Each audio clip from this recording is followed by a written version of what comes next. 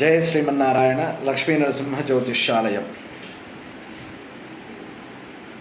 వినాయకుణ్ణి ఎప్పుడు స్థాపితం చేసుకోవాలి? భాద్రపద శుద్ధ చవితి ఆగస్టు 27, 2025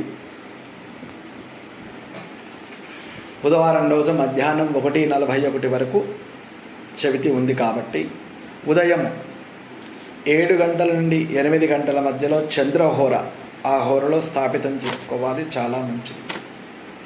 అప్పుడు కుదరని పక్షాన మనము ఉదయం 9 గంటల నుంచి 10 గంటల మధ్యలో గురుహోరలో వినాయకుడి విగ్రహాన్ని గృహంలో మంటపాల్లో స్థాపితం చేసుకోవాలి.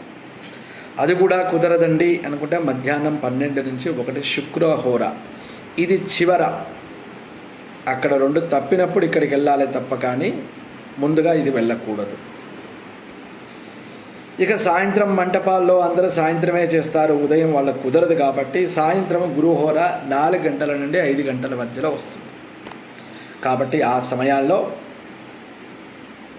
గణపతిని స్థాపితం చేసుకోవడం చాలా శుభప్రదం. జై శ్రీమన్నారాయణ.